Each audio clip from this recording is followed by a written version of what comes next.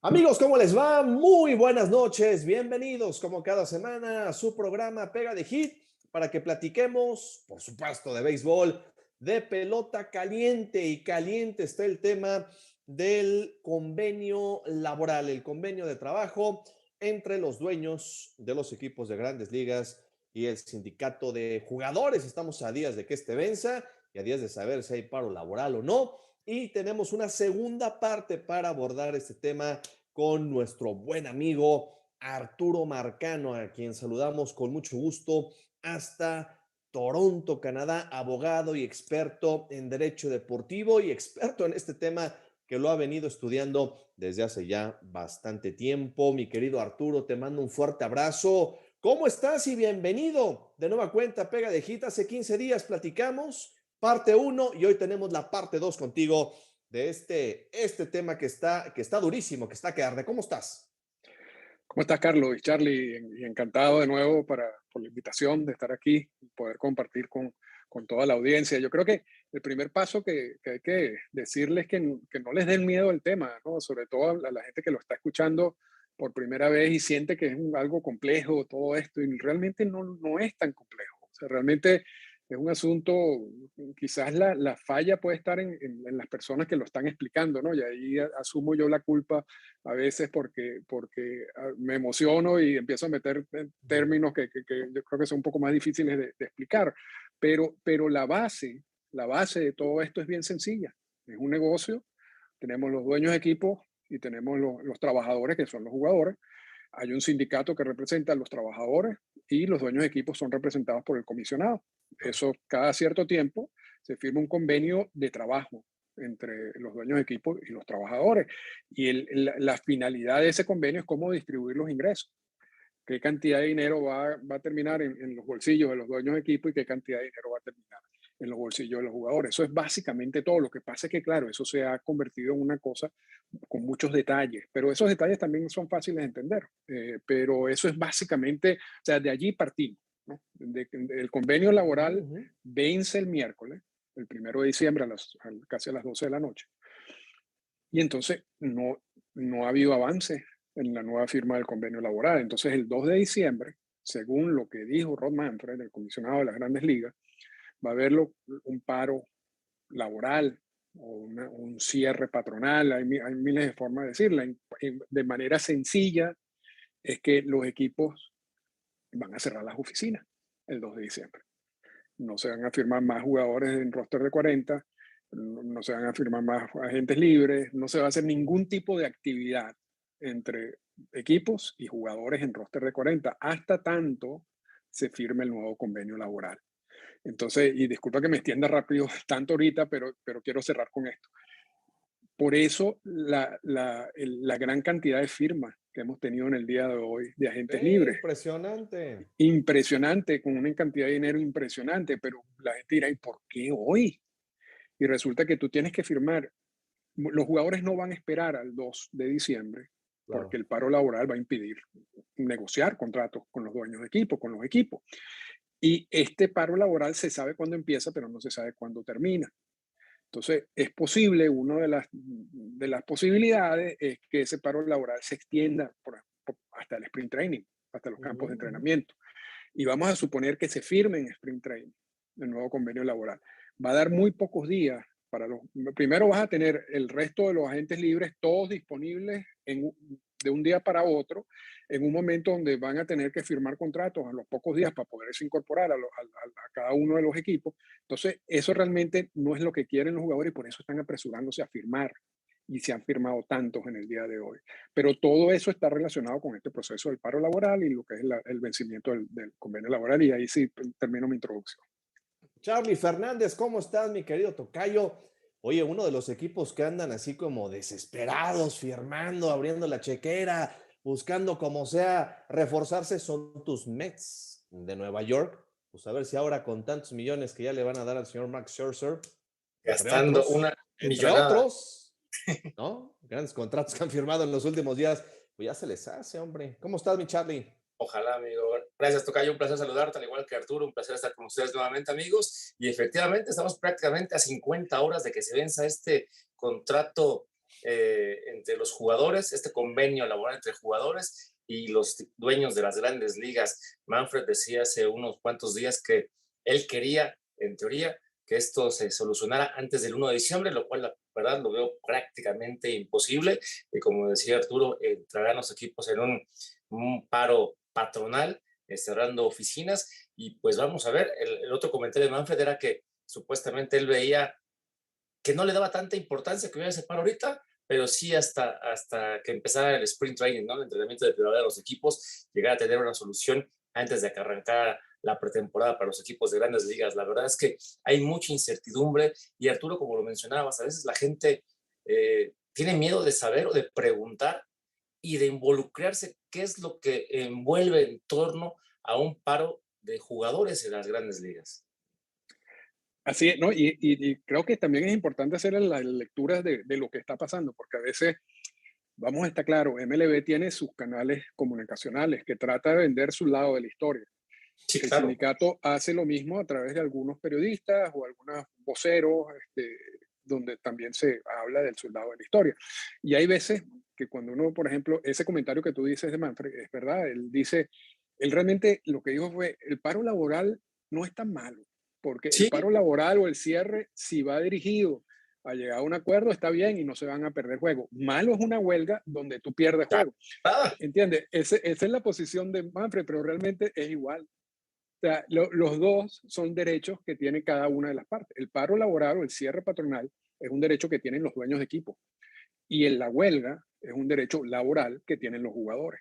Ambas herramientas son utilizadas para presionar al otro, ¿no? Y para llegar a un acuerdo. Entonces, realmente no es que uno es bueno y el otro es malo, ¿no? Yo entiendo que hay una diferencia entre que ahorita realmente no hay ningún tipo de actividad, sino actividad de oficina y durante la temporada de juegos que uno quiere ver. Pero para fines del proceso y para fines de todo esto que estamos hablando, de los convenios laborales, es exactamente igual. O sea, es un derecho que tiene cada una de las partes que lo puede ejercer cuando quiera. Que lo ejerza los equipos ahorita, perfecto. Eso pone más presión en los jugadores, porque a medida que se acerca a los campos de entrenamiento, va a pasar lo que les estoy diciendo. Hay varios jugadores que no han firmado todavía y dirán, yo quiero firmar. Hay jugadores que quieren saber a dónde van a dónde se tienen que mudar con su familia, etcétera. Y eso crea presión interna y eso tiende o es una de las esperanzas de MLB de quebrar la unidad interna del sindicato y eso permitiría que aceptaran cosas que no lo aceptarían en términos normales. Pero sí, o sea, lo que es paro laboral, que es por parte de los equipos, o huelga, que es por parte de los jugadores, son herramientas perfectamente legales, perfectamente utilizables por ambas partes, y yo creo que no es que hay uno bueno o uno malo, pero Manfred está haciendo su trabajo, ¿no? Está haciendo su trabajo vendiendo el paro laboral como una forma de solucionar esto. Me parece que aquí llevan mano los dueños de los equipos de grandes ligas. Ellos no van a tener la prisa que los jugadores sí van a tener por firmar y por asegurar un contrato, ¿no? En el corto, mediano plazo. Y lo estamos viendo con esta especie de desesperación que se ha dado en las últimas horas en grandes ligas, en el mercado de la agencia libre y de los grandes contratos.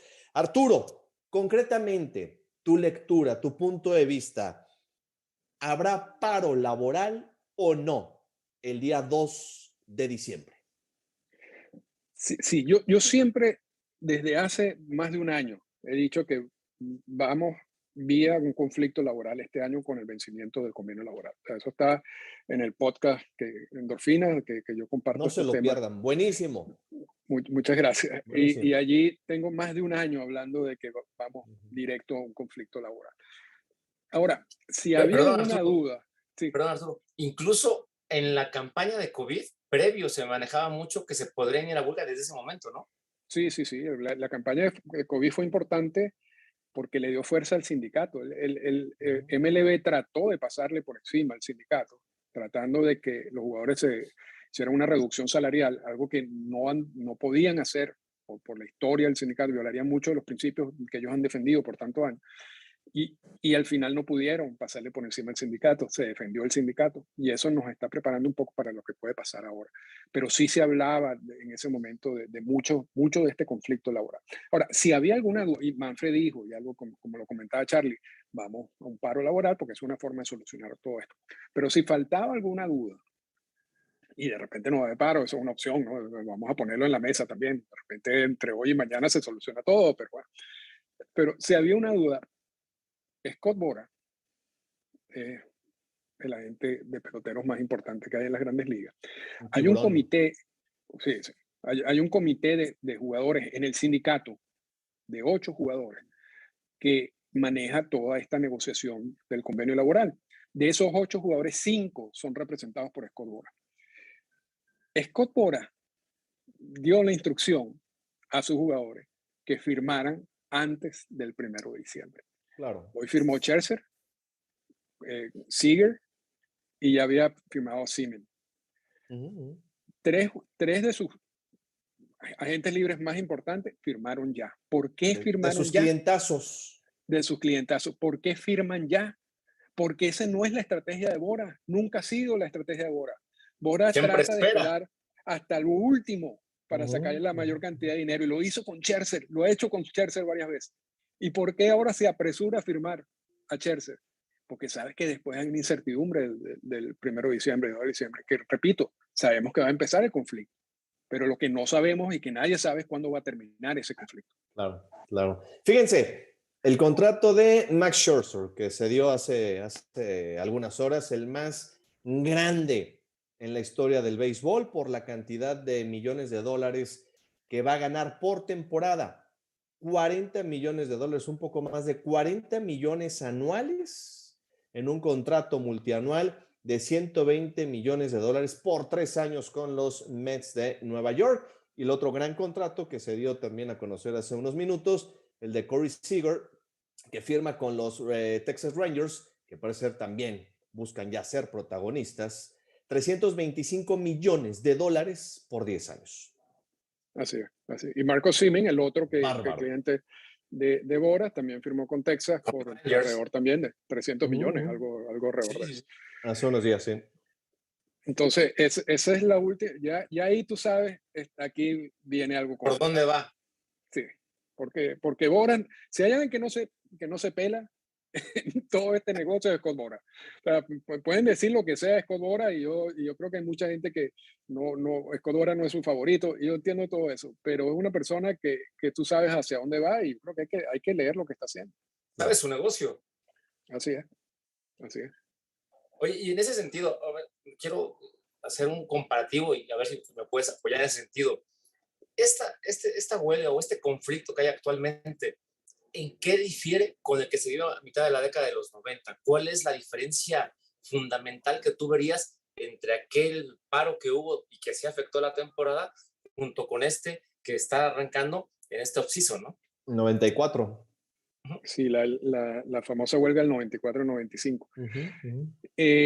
La huelga del 94-95 fue si se quiere, la conclusión de varios conflictos laborales que empiezan en los 70 y de un sindicato que no tenía ningún tipo de fuerza al principio, que empieza a agarrar fuerza, empieza a incorporar la figura de agentes libres en el convenio laboral de 1976 y a partir de ese momento empieza una guerra por parte de los equipos de, oye, estos agentes libres me van a afectar mi negocio porque se van a recibir todo el dinero. Entonces yo tengo que controlar lo que ellos ganen. Entonces ahí empiezan todo el cálculo de que tú tienes que cumplir 6 años de servicio para poderte declarar agente libre. Luego las compensaciones. Ahorita hablamos de las ofertas calificadas. Hace años se hablaba del agente libre tipo A y el agente libre tipo B. O sea, ha habido varias reencarnaciones de compensación. pero todo era para limitar la figura de agentes libres. En el 94 y 95, a los dueños de equipos se les ocurrió la idea de imponer un tope salarial. Y eso es algo que el sindicato peleó a muerte. Dijo, el tope salarial atenta contra todo lo que estamos haciendo, contra todos los derechos que hemos obtenido durante todas estas negociaciones. Y eso lleva a que las partes, por supuesto, no lleguen a ningún tipo de acuerdo y se expande esa huelga del 94-95 y luego genera un problema en la industria. No solamente porque fue una huelga, un proceso problemático, pero también era la última de varias, ¿no? Una más de varias huelgas o paros laborales que ocurrieron entre los 70 y los 80. Luego de eso venimos a la paz laboral que tenemos hoy en día, ¿no? Una paz laboral que inicia una estrategia de Bob Selig distinta a la que tenía Bobby Kuhn, el comisionado en ese momento, donde dice, mira, nosotros no vamos a tratar de obtener todos los derechos o cambiar todo este sistema de un convenio laboral a otro, vamos a hacerlo poco a poco en cada uno de los convenios laborales. Y eso es lo que hizo Selig y después lo que ha venido haciendo Manfred. Y Manfred fue el negociador de Selig de los convenios laborales. Hoy el negociador de Manfred es una persona que se llama Dan Hale, que es conocido por el béisbol mexicano porque fue el que negoció el famoso acuerdo con la Liga Mexicana de Béisbol. Del lado del sindicato, ventaja. La fuerza, sí, un desastre. La fuerza del sindicato, eso es otro tema. La fuerza del sindicato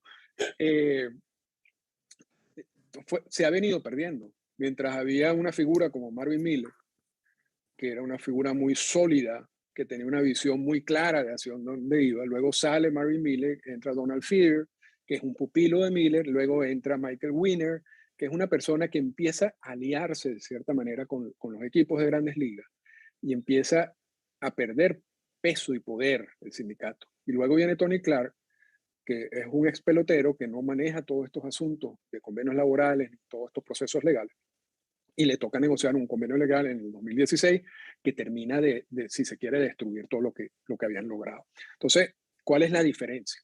La diferencia es que en el 94 y 95 teníamos un sindicato sólido y teníamos una MLB desorganizada. Ahorita, en estos momentos, tenemos un MLB muy organizado, muy claro en su visión, y tenemos un sindicato relativamente débil por liderazgo. Entonces, los temas no son muy distintos. Los temas siempre van a ser agentes libres, arbitraje salarial, cómo la política de repartir ganancias, cómo evitar para que los equipos no hagan el famoso tanking, es decir, que inviertan en su nómina y no digan, yo no voy a invertir y voy a perder, como Arizona, como Baltimore, etcétera. Piratas. Como los Piratas. Esos son temas que siempre han estado en la mesa de negociaciones de los convenios laborales. La diferencia que hay es quién está más fuerte hoy o quién está más débil hoy. Y yo puedo decir invertido los papeles. Se invirtieron los papeles, entonces el reto del sindicato es rescatar ese poder. Y entonces allí viene lo que es la confrontación fuerte, porque tú no puedes rescatar ese poder de la noche a la mañana. Esto no va a cambiar de un convenio laboral a otro, eso tiene que esperar, ¿no? Esto tiene que ser algo metódico. Y eso es lo que yo no veo. Entonces, yo creo que esa es la misma incertidumbre que comparte Scott Boras, que comparte mucha gente de la industria, de decir, no se ve claramente hacia dónde vamos. Arturo, ya con esto nos acabas de decir que sí va a haber paro laboral. Sí, pues sí. El día 2 de diciembre. ¿Cómo va a afectar esto al pelotero internacional y particularmente al pelotero mexicano? Sí, esa es una buena pregunta, porque parte de este proceso es que sabemos que es un cierre patronal, van a cerrar la oficina, van a limitar el contacto equipos con jugadores en roster de 40. Eso es fácil, ¿ok? Ahora, hay detallitos que todavía no sabemos cómo se van a manejar. Voy a poner un ejemplo. Las firmas internacionales, que antes se hacían en julio 2 y que también donde entran los mexicanos, porque son presupuestos que están establecidos en un anexo del convenio laboral, fueron movidas a enero, desde el año pasado, por el asunto del COVID. Entonces, los nuevos presupuestos de firma y las nuevas firmas internacionales no las de ahorita, las de que se pueden desarrollar en el día de hoy siguen regidas bajo los presupuestos del enero de este año, ¿ok? Pero esos presupuestos ya se acabaron, básicamente. Los nuevos presupuestos se abren en enero del año que viene. Lo que no se sabe es qué va a pasar con las firmas internacionales. Porque si hay un cierre patronal, así como los equipos no pueden tener contacto con los jugadores en roster de 40, tampoco podrían firmar jugadores internacionales en enero, porque el proceso de firmas internacionales está regulado en el convenio laboral. Entonces, si hay jugadores mexicanos en espera de firmas, en el nuevo ciclo de firmas que inicia en enero, ¿seguirán esperando? Seguirán esperando. Ahora, también eso está allí como en el aire, eso es lo que uno interpreta. Hay un documento que envió el sindicato a todos sus agremiados, en donde no aclara ese punto específicamente, pero es lo que uno entiende porque ese proceso está establecido en el convenio laboral. Ahora, uno de los puntos que sí aclara en ese documento que envió el sindicato es jugadores que están en roster de 40, mexicanos, que necesiten visa para ir a Estados Unidos. Hay muchos jugadores, no solamente mexicanos, hay muchos jugadores en Venezuela, en República Dominicana, que entrenan en Estados Unidos. Y para ir a Estados Unidos necesitan una visa de trabajo. Si la visa de trabajo que tiene el jugador mexicano está vigente y está vigente para el año que viene, por supuesto pueden viajar sin ningún tipo de problema, no se la van a quitar. Pero si esa visa se venció, que es algo que pasa porque la dan por año, luego del 2 de diciembre no pueden obtener una nueva visa de trabajo. Entonces, esos jugadores tendrán que quedarse en México, tendrán que quedarse en República Dominicana, tendrán que quedarse en Venezuela, entrenando allí, a esperar que esto se solucione. Claro, pueden entrar quizá con visa de turista y eso asumirán, si tienen visa de turista, y eso asumirán otro tipo de riesgo. Pero la visa de trabajo en sí, la que necesitarían para viajar a Estados Unidos, para todo ese entrenamiento y toda esa relación normal que ocurre año tras año, no se las van a dar a partir del 2 de diciembre. O sea, en esos dos aspectos afecta al béisbol mexicano, al pelotero mexicano. Hay un tercer aspecto, hay un tercer punto, que son los jugadores en roster de 40 que están jugando en la Liga Arco. Esos jugadores no le van a detener la participación en la Liga Arco. Eso está claro.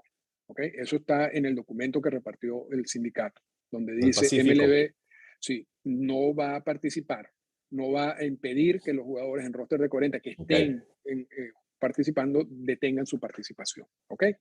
Eso está bien. Ahora, hay muchas dudas en ese sentido y voy a leer algo que salió hoy en el programa dominicano Grandes en los Deportes. Dice lo siguiente: a partir del miércoles, si no hay un pacto colectivo, los jugadores en roster de 40 que participen en las ligas invernales no podrían entrar en contacto con empleados de MLB que trabajen para esas ligas, incluyendo dirigentes, gerentes, coaches o trainers. Eso es una locura, porque ¿cómo hace? ¿Cómo hace si tú tienes un jugador en roster de 40 que juega por un equipo y su manager es un empleado de un equipo de Grandes Ligas o trabaja para un equipo de Grandes Ligas y no pueden hablar? Es lógico, ¿no? Suena ridículo. Un trainer que trabaja con un equipo de Grandes Ligas, tú no le puedes decir al trainer qué es lo que tiene. Entonces suena. Es un absurdo. Suena muy absurdo, claro. Claro, pero en teoría es así. O sea, en teoría, cuando tú haces este cierre patronal, se cortas la relación. O sea, no existe esa relación de trabajo, tú no puedes utilizar esa relación de trabajo para nada. Entonces ya serán las ligas invernales las que decidirán cómo van a manejar esos puntos, que a mí me parece totalmente absurdo, ¿no? Pero lo pongo en mesa para que sepan, ¿no? Porque son temas que están ocurriendo. Oye, y para que la gente le quede claro, esto quiere decir que los jugadores que pertenecen a los equipos de Grandes Ligas, están en el roster de 40, pueden jugar toda su temporada invernal e incluso participar casi en Serie del Caribe si así lo requiere, porque no tienen ninguna restricción esa temporada en ninguna liga invernal para jugar con sus equipos. Exacto, y eso es otro punto, porque Charlie, acabas de dar un punto interesante que también me faltó. De acuerdo al acuerdo, y esto sí es un invento mío, ok, esto no, esto no, o sea, es una opinión con base, pero realmente esto no viene ni de MLB ni del sindicato. De acuerdo con el Winter League Agreement, con el acuerdo invernal, hay una cantidad de cláusulas en donde los equipos de grandes ligas le dicen a los jugadores que están en roster de 40, no juegues en México, no juegues en Venezuela, no juegues en República Dominicana porque estás cansado, la famosa cláusula de fatiga extrema, o porque yo no quiero que juegues. Punto. Ahora, después del 2 de diciembre, no pueden negarlo porque no hay relación. O sea, así como ellos están imponiendo eso de que no, los gerentes no pueden, los gerentes o el dirigente no puede hablar con el jugador, realmente las ligas podrían decir, mira, ok, perfecto, yo veo cómo lo hago, pero al mismo tiempo, tú no le puedes negar un permiso a nadie ahorita, porque tú no tienes ninguna relación con ellos. O sea, todos los jugadores que están en supuesta fatiga extrema deberían poder participar en las ligas invernales. Y se podría pelear, yo lo pelearía, por lo menos para saber qué es lo que pasa allí. Entonces se va a poner buena la Serie del Caribe. Posiblemente, y hay mucho jugador que no va a firmar ahorita como agente libre, que no esté muy claro del panorama de qué es lo que va a pasar, que quizás le convenga terminar de jugar un mesecito, aunque ya no falta nada, una semana, participar en la postemporada en enero, para estar en forma en caso de cuando se active todo este tipo de cosas y de repente se tengan que incorporar directamente a sus equipos en el sprint training. Porque antes, ¿qué pasaba con los jugadores? Tú te ibas desde ahorita y empezabas a entrenar en las instalaciones de ellos. Sí, claro. Ahora no puedes entrar en las instalaciones de ellos. No puedes ni entrar. Ahorita es por tu cuenta. Tiene que ser por tu cuenta. Sí, Entonces, sí. habrá muchos jugadores que digan, yo prefiero jugar. Claro. Me mantengo mejor así a estar en mi casa sin hacer nada. Entonces, o sea que si ahorita un jugador, perdón Arturo, no juega es porque no quiere en las ligas invernales. Bueno, yo diría que por lo menos tendría la opción de intentar. ¿Ok? O sea, habrá el caso de que no quiera, ¿no? Y también eso es respetable. Pero es válido, habrá ¿no? es válido. Habrá muchos casos en donde es posible que participen porque no va a haber esa relación con los equipos de grandes ligas. Entonces, yo fuera gerente de algún equipo de la Liga del Pacífico, o la Liga Venezolana, o la Lidom, o cualquiera, insistiría mucho en qué es lo que va a pasar después del 2 de diciembre con esos jugadores que están en roster de 40 que a mí me han negado el permiso y que de repente yo puedo obtener su participación. Claro. A ver si no vemos a Vladimir Guerrero Jr. por ahí, un equipo con República Dominicana, o a Fernando Tatis otra vez jugando en la República Dominicana. Ojalá, ¿no? Sí, Ojalá sí. y Bueno, que y Vladimir podamos jugó el ver a año grandes pasado. peloteros, sí. Que podamos Sí, ver ahora Vladimir grandes jugó el año pasado. peloteros en las ligas invernales. ¿Hasta dónde puede extenderse este paro laboral, Arturo? Sí, esa es la gran duda que hay, que realmente nadie sabe, ¿no? O sea, si nos basamos en qué tan separados están los equipos de grandes ligas y el sindicato en cuanto a lo que ellos quieren, aquí podemos estar por un rato en conflicto laboral. Si en algún momento alguna de las dos partes empieza a ceder y empieza a tratar de buscar un punto intermedio, entonces quizás el panorama se aclare. Pero si partimos de hoy, Carlos y Charlie, o sea, con lo que tenemos hoy en día, y las propuestas, las pocas propuestas que se han filtrado, esto ha sido un proceso muy secreto hasta ahora, a diferencia del proceso del COVID. Ustedes se acuerdan que cuando hubo la temporada del COVID, básicamente las comunicaciones entre MLB y el sindicato se daban a través de la prensa, a través de los medios. Aquí ha pasado todo lo contrario. Era inmediato. Sí, es inmediato además. Aquí no sabemos casi nada, pero lo que sí sabemos, y que es algo que no es que sabemos de ahorita, sino es algo que viene de meses, es que lo que quiere el sindicato es básicamente cambiar toda la estructura económica, y MLB quiere mantener la estructura económica y yo creo que afincarla un poco más, ¿no? Entonces, entonces ahí no hay punto intermedio. Y MLB viene de unos años, y lo comentábamos la vez pasada, en donde le ha pasado por encima a todas las ligas con quien ha negociado, incluyendo la mexicana, incluyendo la liga japonesa, la liga coreana, la liga taiwanesa, el Winter League Agreement, todas las ligas le ha pasado por encima. sea, todas estas ligas han terminado haciendo lo que MLB les dice que va a hacer. Eso fue lo mismo que pasó con el COVID y el sindicato no se dejó. Entonces, si MLB va con esa actitud y esa forma de pensar a esta negociación, vamos a estar por un rato. El sindicato contrataron a un nuevo abogado que se llama Bruce Mayer, que fue el que trató el asunto con la negociación del COVID, y es un negociador mucho más agresivo, tan agresivo como Dan Hallen.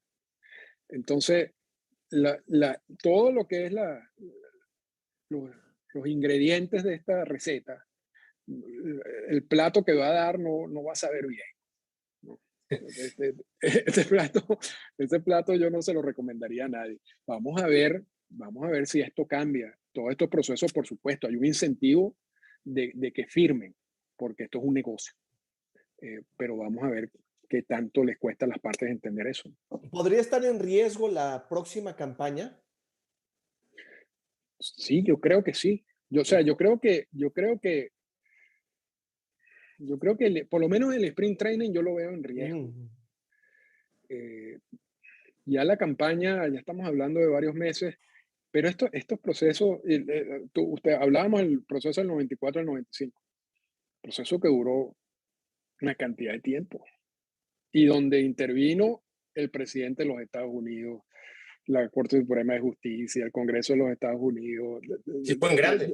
Sí, o sea, no sé cuántos más personas trataron de intervenir para solucionar ese problema. Y lo terminó solucionando la juez Sotomayor, que ahorita es parte de la Corte Suprema de los Estados Unidos. Porque estos problemas, estas negociaciones a veces las soluciona un juez de una decisión, pero no es la decisión en sí, es que ya es como un mensaje que le dice ya. Hasta aquí. Ya, siéntense, firmen lo que sea y después resolvemos esto, pero ya. Entonces, yo no sé si vamos a llegar a ese punto. Vamos a ver, yo creo que eso no le conviene a nadie, pero ahorita la situación realmente no está muy bien entre ambas partes. Hace un momento mencionabas, Arturo, la situación de que antes, en la época del COVID, pues estaba haciendo esa pretemporada, por decirlo de alguna manera, las negociaciones eran muy abiertas, muy públicas. La semana pasada entrevistaban a Manfred y le preguntaban qué temas estaban sobre la mesa y él decía que no tenía caso y que no ayudaba nada en hacerlos públicos en este momento, ¿no? Que eso era algo que tenía que negociarse internamente y que ya cuando llegara a una solución se darían a conocer. No, eso es verdad, y me río porque es que ya vamos a ver cómo MLB va a usar los medios para filtrar información. Entonces, en esta película hay que entender bien estos personajes, ¿no? Porque no hay que creerle. Manfred está diciendo la verdad. O sea, hay que escucharlo. Claro, hay que escucharlo. Yo creo que tiene mucha de verdad en lo que está diciendo. No, esto no se soluciona si ventilamos todo en público. Cierto. Pero cuando empieza el conflicto, pero ya cuando empiecen las partes a no a decir, pero ya tu culpa no es mi culpa, es mi culpa, MLB, ya lo hizo en el COVID, lo va a volver a hacer porque lo ha hecho siempre. A utilizar toda su gente, todos sus canales comunicacionales para filtrar información que favorezca, por supuesto, la versión de MLB. Y veremos al sindicato hacer lo mismo. Entonces, es verdad, generalmente no llega a nada, pero eso es una herramienta que va a ser utilizada, ¿no? Y veremos cómo lo van a utilizar las ambas partes. Y ahí, obviamente, el músculo mediático poderosísimo de MLB, pues es superior al de los peloteros. Muy superior, y la imagen que tienen muchos de estos periodistas o comunicadores que trabajan y que uno cree que son independientes, por lo menos Ken Rosenthal. Nada en contra de Ken Rosenthal. Me parece espectacular, un trabajo espectacular y todo. Ken Rosenthal trabaja para MLB. Network. Él recibe un cheque de MLB. Entonces, cuando Rosenthal da una opinión sobre qué es lo que quiere hacer o qué es lo que debe hacer o no debe hacer el sindicato, ¿a quién representa? Sí, ¿de qué lado está, ¿no? Eso hay que tener cuidado. Eso hay que tener cuidado porque no es que esas notas las inventan ellos. Esas notas las filtra MLB, se las filtra a ellos y ellos buscan la manera de venderlas. Entonces, eso es parte del juego también. O sea, no hay que crucificar a nadie por eso. pero Claro. sí uno como observador de este proceso hay que entender de que eso es así, ¿no? Y hay que tener cuidado. Eso es todo. Pues aprovechamos para hacer una pausa, un corte y regresamos a esta interesantísima charla, parte 2, dialogando con Arturo Marcano acerca de lo que va a suceder con el nuevo convenio de trabajo entre el sindicato de jugadores de Grandes Ligas y los dueños del Big Show de la MLB. Hacemos una pausa y regresamos. Thomas Charles Lasorda nació en 1927 en un barrio ítalo-americano de nombre Norristown, Pensilvania, muy cerca de Filadelfia, donde nació la mítica saga del boxeador Rocky Balboa. En sus últimos años, Lasorda, como asesor especial, le reportaba directamente al principal dueño de los Dodgers, Mark Walter. Es considerado como el último eslabón entre los Dodgers de Brooklyn y los Dodgers de Los Ángeles, por haber estado ligado siempre a la organización azul como pelotero, gerente general, manager, scout y asesor. Tommy fue seleccionado como pitcher de los Dodgers en el draft de ligas menores en 1948 y después de pasar varias temporadas en ligas menores, debutó con los Dodgers de Brooklyn en 1954 y en 1956 pasó a los Atléticos de Kansas City. Su récord en 3 campañas en las mayores fue de 0 ganados y 4 perdidos. En 1961 Lasorda comenzó a trabajar como scout y a partir de 1965 los Dodgers lo nombraron gerente del sistema de ligas menores. Fue paciente y esperó el retiro del manager Walter Alston para ocupar su lugar, mientras rechazaba muchas ofertas de otros equipos para dirigirlos. Fue entonces cuando Lasorda comenzó su brillante carrera como manager de los Dodgers a partir de la campaña de 1977, llevándolos a la Serie Mundial, al igual que la de 1978, ambos clásicos de otoño cayendo ante los Yankees de Nueva York. En 1981, año de la huelga, los Dodgers, de la mano de Lasorda, regresaron a la Serie Mundial para coronarse contra los Yankees de Nueva York.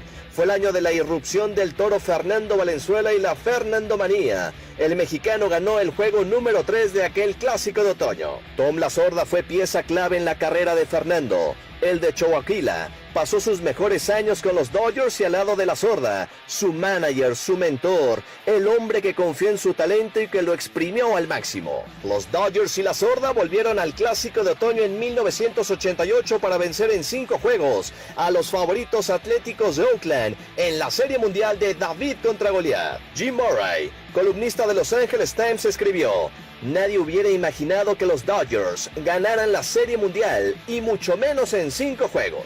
Estando Lasorda en la cúspide de su carrera, sufrió su peor revés, la muerte de su hijo en 1991. Tenía 33 años de edad, golpe del cual nunca se repondría y que fue mermándolo física y anímicamente, obligándolo a dejar el banquillo de los Dodgers en la temporada de 1996. Los años posteriores hasta su muerte, Lasorda siempre estuvo ligado a la organización desempeñando diferentes funciones. Tom Lasorda tuvo récord como manager de los Dodgers de 1,599 ganados y 1,439 perdidos. Llevó a los Dodgers a 4 series mundiales, ganando las de 1981 y 1988. Conquistó 4 títulos de la Liga Nacional y 8 títulos divisionales. Fue designado Manager del Año en 1983 y 1988. Ganó la Serie del Caribe de 1973 en Caracas, dirigiendo a los Tigres del Licey. Conquistó la medalla de oro en los Juegos Olímpicos de Sydney 2000 con el equipo de los Estados Unidos. Atestiguó desde la tribuna el reciente título de los Dodgers de Los Ángeles en Arlington en el 2020. Un auténtico personaje dentro y fuera de los diamantes, simpático, temperamental y de tremenda personalidad. Ingresó al Salón de la Fama del Béisbol de las Grandes Ligas en 1997, año en que los Dodgers retiraron su inconfundible número 2. Solamente los nombres de Sandy Koufax y Vin Scully se pueden equiparar al de Tom Lasorda como emblema y símbolo de los Dodgers de Los Ángeles. Estamos de regreso, amigos, aquí en Pega de Hit. Gracias por acompañarnos.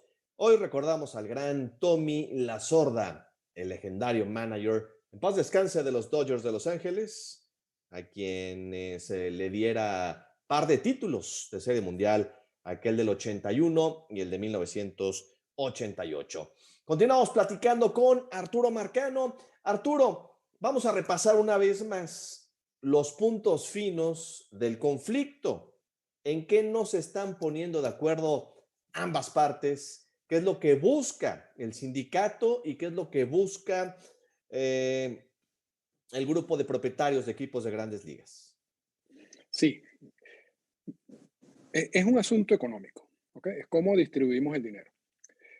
Claro, uno en el día de hoy, tú dirás, aquí no hay ningún tipo de problemas económicos, porque hoy se negocia, entre hoy en estos días se han negociado 1.700 millones de dólares. 1.700 millones de dólares en salario en unos días. Lana hay, ¿no? Y lo que Entonces, falta. Para y lo que todos. falta, y lo que falta, y lo irónico de todo esto, que en unos días vamos a ver a MLB decir que ellos pierden dinero.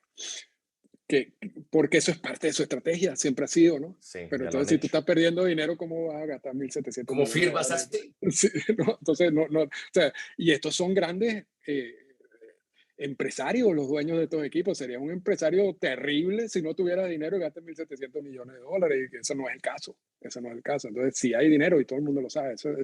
Pero sí vamos a ver ese elemento tirándolo en la mesa en algún momento en todo esto. Ahora, son pocos estos jugadores que están firmando, lo que pasa es que están firmando por mucho. El universo de jugadores en Grandes Ligas son 1.200, son 40 por 30, ¿no? Eh, la, la gran mayoría de ese universo de jugadores no llega nunca a ser agente libre, porque el promedio de años de carrera que tienen, que hay en las Grandes Ligas en los últimos años es aproximadamente 3.5.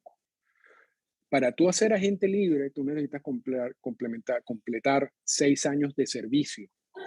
Y 6 años de servicio no son 6 temporadas, porque si a ti te bajan a AAA, a ti te bajan a AA, tú dejas de computar días de servicio.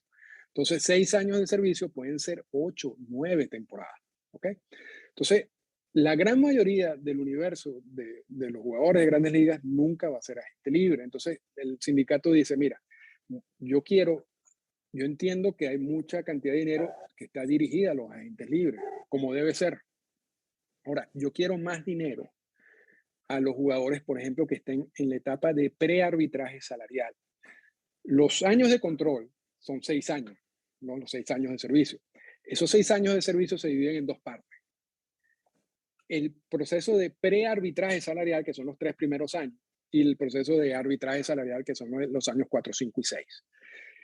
En los 3 primeros años, el jugador gana sueldo mínimo. Entonces, Vladimir Guerrero Jr., con la temporada que tuvo, ganó sueldo mínimo. Entonces, el sindicato lo que dice, esto no tiene lógica, ¿ok? Porque mucha de la producción que están recibiendo los equipos en estos momentos, sobre todo con las nuevas estrategias gerenciales, que le están dando mucho más chance a gente joven y están despidiendo jugadores de 31 o 32 años porque los consideran viejos. Dentro de esa nueva estrategia gerencial, hay muchos jugadores en esos 3 primeros años que aportan mucho al equipo y no reciben nada a cambio, o reciben muy poco a cambio, a niveles de Grandes Ligas, por supuesto. $500,000, $600,000 es mucho para la mayoría de nosotros. MLB dice, no, yo quiero mantener esa estructura igual. ¿Por qué la voy a cambiar? Y es allí donde empieza el enfrentamiento, ¿no? Hay otro dato interesante que la gente tampoco conoce mucho. El promedio de edad de un novato en las Grandes Ligas, o sea, la edad que tiene un jugador en su año de novato en promedio son 24, casi 25 años. Entonces, si tú le agregas una persona que llega a los 24 años, un jugador que llega a los 24 años, son 6 años de servicio, ponle tú que sean 7 temporadas, va a ser agente libre a los 31, 32 años, ya ese jugador no tiene el mismo valor como agente libre. O sea, el equipo tuvo la oportunidad de sacarle el provecho a todo el talento de ese jugador sin que el jugador jamás pudiera haberse declarado agente libre. Y esto yo sé que confunde a gente, sobre todo gente a los dominicanos y a los venezolanos, porque el pelotero latinoamericano tiende a llegar más joven. O sea, está el caso de Tatis Jr., el caso de Vladimir Guerrero, que llega a los 20 años. Pero en realidad el promedio son casi 25 años en su año de novato. Entonces, eso es como... y lo otro que quiere cambiar el sindicato, y lo hablamos en la otra oportunidad, es que el convenio laboral debe incentivar a los equipos a ganar, no a perder. Y hay muchos beneficios que este convenio laboral y los convenios laborales recientes le da a equipos perdedores. Y por eso hay equipos, y lo dijimos ya, Pittsburgh, Arizona y Baltimore, por mencionar tres de ahorita, pero por allá han pasado mucho, que dicen, yo no voy a invertir en nómina, yo no voy a invertir en jugadores porque yo no tengo equipo para hacer el playoff. Entonces yo voy a esperar 3 o 4 años o 5 años a reconstruirme de acuerdo con todas las bondades del convenio laboral, y cuando yo considere que tengo algún chance salgo al mercado y compro los jugadores que necesite. Pero claro, cuando tú te sales del mercado tú estás sacando 3, 4 equipos de este mercado que podrían haber competido por los servicios de los jugadores. Pero eso es gracias a que el convenio laboral incentiva eso. Scott Boras ha dicho, y vuelvo a tocar el tema de Scott Boras, el convenio laboral lo que debe es incentivar a los equipos a ganar. O sea, si tú pierdes por 2 o 3 años seguidos y eres un equipo muy malo por 2 o 3 años seguidos, en vez de darte beneficio, te deben castigar. Claro. Sí, claro. ¿Entiendes? Entonces, esos son los cambios más finos que se están tratando de incorporar en el convenio laboral, y que por supuesto hay las posiciones tanto del sindicato como de MLB en todos esos puntos que yo estoy mencionado son extremas. O sea, las diferencias son muy grandes, y eso es lo que nos hace pensar de que el conflicto laboral se va a extender. Incluso, Arturo, no sé qué tan cierto sea, pero se hablaba de que en un sentido el sindicato de jugadores también quería tener una percepción económica por parte de los derechos de transmisión de los juegos de televisión, ¿no? Bueno, sí, eso es un problema que ya viene de hace mucho tiempo. Hay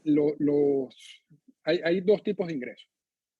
Los ingresos nacionales, que son los que negocia MLB en nombre de todos los equipos y donde entran los derechos de transmisión nacionales. Y esos todos van a un pote. Y ese pote se divide en partes iguales entre todos los equipos. Y eso incluye la venta, por ejemplo, de los uniformes. Les voy a dar un caso que a mí siempre me llama la atención. Cuando firman un jugador japonés, vamos a suponer Ohtani, y digan, Anaheim se está metiendo un gran dinero por todas las uniformes vendidos en Japón. Resulta que toda esa venta internacional Para todos. la dividen entre todos. Sí. O sea, que realmente los equipos no les importa si firma un japonés, un coreano, un mexicano, porque al final el ingreso de tener un mexicano, un japonés en ventas internacionales es dividido entre todos. Esos son los ingresos por televisión nacional. Después hay los ingresos por televisión local y los ingresos locales. Esos ingresos locales, y aquí estamos tocando temas un poquito más complejos. Esos ingresos locales se distribuyen de acuerdo con la política de distribución de ganancias, lo que ellos llaman el revenue sharing. El revenue sharing lo que trata es de que los equipos ubicados en mercados grandes, como Nueva York, y equipos ubicados en mercados pequeños, como Pittsburgh, puedan competir. Porque si tú no pones una forma en cual estos equipos pequeños reciben algún dinero, entonces no va a haber un balance competitivo, lo que ellos llaman balance competitivo. Por eso se crea el revenue sharing. Y el revenue sharing lo que dice en términos generales es parte de ese ingreso local de todos los equipos van a un pote. Y ese pote se distribuye entre los equipos que tienen menos ingresos o que están ubicados en los mercados pequeños. Eso para darle oportunidad económica a todos estos mercados. El problema es que estos equipos pequeños reciben ese dinero y no se sabe qué hacen con ese dinero. Y no lo invierten, no lo invierten en jugadores. Por eso Pittsburgh, que ha recibido cantidad de dinero por el revenue sharing, sigue donde está. ¿Sí? Porque le conviene perder. Esa es la más perdiendo. Gana más perdiendo. Esa es la conclusión. ¿Sí? Y eso es gracias al convenio laboral. O sea, esa estructura económica está en el convenio laboral. Y Boras dice, cambiemos, porque lo ha dicho Boras, no lo ha dicho tanto Tony Clark. Cambiemos la estructura, demos más promoción, incentivemos que los equipos inviertan en jugadores, inviertan en sus equipos, siempre busquen año tras año ser competitivos. Y los dueños de equipo dicen, espérate un momentico, de repente habrá veces que el equipo no va a ser competitivo. ¿Por qué lo vas a obligar tú a invertir en sueldo? O sea, una cosa es incentivar, otra cosa es obligar. Entonces, allí es donde... El estira y afloja. Exacto. Y ahí es donde vamos a ver dónde va a terminar todo esto. Y los invitamos, amigos, si no vieron el capítulo anterior de este tema con Arturo Marcano, que fue hace 15 días, métanse a nuestra carpeta de programas y ahí hablamos, Arturo, muchísimo del tanking y de todos estos temas, ¿no? De cómo los equipos chicos de pronto ya no entendemos cuál es la finalidad de participar en una liga como Grandes Ligas, porque a ellos les está conveniendo más, como dijo Charlie Fernández, perder. Y ya le han encontrado el modito al asunto, caso concreto Pittsburgh, que han sacado un montononal de muy buenos peloteros, alimentando a los grandes equipos, y ellos agarrando las primeras selecciones del draft. ¿Por qué? Porque les conviene más quedar en último lugar, no invertir, no competir. Les da lo mismo si va gente al parque de pelota o no, por este beneficio de recibir ganancias sin mover un dedo de todo lo que genera el gran mercado de las grandes ligas. Y es que estamos ya para finalizar el programa y para puntualizar en un punto bien delicado, ¿no? Que lo platicábamos también hace 15 días. ¿Dónde está el espíritu del juego? Se está atentando contra la esencia del espectáculo, con la esencia del juego, y se está, creo yo, jugando con fuego porque no puedes jugar con los fanáticos. Vaya, la organización de Piratas yo no sé qué espera para competir, para aprovechar esos ingresos, para invertir y volverse un equipo de nueva cuenta competitivo y aparecer en los primeros lugares. No sé qué esperan y por el contrario, están matando a su fanaticada, ¿no? Están matando a su afición. Yo creo que son de los temas bien delicados que están dentro de toda esta maraña de puntos que deberán de arreglar pronto, ¿no? Los dueños Sí, con el sindicato de jugadores. y sin extenderme, pero tú tienes que por lo menos vender la esperanza al fanático. Sí, claro. ¿no? Claro. El equipo, decirle, mira, quizás no tengamos el mejor equipo, pero tenemos chance. Ahora, si tú sales con un equipo que no tiene ningún chance, o sea, Baltimore el año pasado, todo, o sea, era imposible que ese equipo hiciera la postemporada. Claro. ¿Para qué vas a invertir? Pero ¿Para qué vas a invertir eso? hay equipos como Tampa que no le invierte tanto y ahí están peleando. Sí, bueno, entonces, porque tienen buena gerencia y tienen otra forma de hacerlo, ¿no? Buena gerencia. El otro punto que quería agregar es que una de esas filtraciones que se han colado ahorita, sí, es que van a ampliar la postemporada, ¿no? Y que ahora que se habla de que la postemporada van a entrar 14 equipos. Eso lo que hace es básicamente crear una esperanza falsa. O sea, en vez de promover la inversión y una buena gerencia y la competitividad. La competitividad, tú lo que estás es promoviendo que un equipo mediocre, la mediocridad, claro, que no tengan la intención de invertir nada, venda una esperanza falsa al fanático de que se van a meter en postemporada. Y eso está mal. Eso está mal. Eso es no respetar al público, ¿no? Totalmente. Y la esencia del juego. La danza de los millones, pues ojalá y se pongan de acuerdo porque queremos béisbol y es lo único que como aficionados nos importa. Que arreglen sus asuntos para que tengamos béisbol los que amamos el béisbol, al final de cuentas, ¿no? Y que no se olviden de la esencia del juego. Y sí, que acaben con esto del tanking, porque yo no entiendo. O sea, los grandes alimentan a los chicos y los chicos, quién sabe qué hacen con la lana. En lugar de fortalecerse para competir, pues quién sabe qué hacen con la lana. Y eso es bien peligroso. O sea, ¿para qué están ahí entonces, no? Pues en fin. Interesantísima charla una vez más con Arturo Marcano. Arturo, fuerte abrazo y dile a la gente dónde, cómo y cuándo pueden oír tu podcast. Sí, bueno, el podcast, hoy grabé uno, lo grabo así, no tengo una fecha fija de que sale el podcast, pero se llama Podcast Endorfina. Pueden también en cuenta @Arturo Marcano en Twitter, allí promociono mucho la cuenta de Endorfinas. La cuenta de Endorfinas es @Endorfinas Radio de Twitter. Y bueno, ahí toco estos temas. Estos son, increíblemente me escuchan. Sabes que yo cuando empecé con todo esto, dirá, bueno, seguramente me van a escuchar 5 personas, y resulta que no, me escuchan más de 5 personas y me alegra mucho. Y yo creo que, porque son temas interesantes y que complementan, o sea, uno entiende estos temas y entiende lo que está pasando en el béisbol. Pero si tú no entiendes estos temas, tú estás totalmente perdido. Y poca gente habla de ellos. Y poca gente habla de ellos. Y poca gente habla de ellos de una manera que sea entendible, porque hay, hay muchos detalles complicados y que son difíciles de explicar realmente, porque tienen muchas connotaciones legales, económicas, financieras. Entonces, es necesario que se explique de una manera en que todos podamos entenderlo para poder disfrutar de lo que está pasando, si se quiere, ¿no? Disfrutar intelectualmente. Aquí en Pega de Hit nos gusta hablar de todos los temas que hay alrededor del béisbol. Fuerte abrazo, Arturo. Muchas gracias, Carlos y Charlie. Fuerte abrazo. Abrazo, Charlie Fernández. Abrazo, tocayo, un abrazo, Arturo. Un placer nuevamente estar compartiendo contigo, con mi tocayo, aquí en Pega de Hit. Los esperamos la próxima semana, el próximo lunes, para seguir hablando y ya quizá con un poco más de conocimiento de lo que está pasando en el mundo de las grandes ligas. Hasta el próximo lunes. Yo soy Carlos Flores. Buena semana, buena noche, pásela muy bien.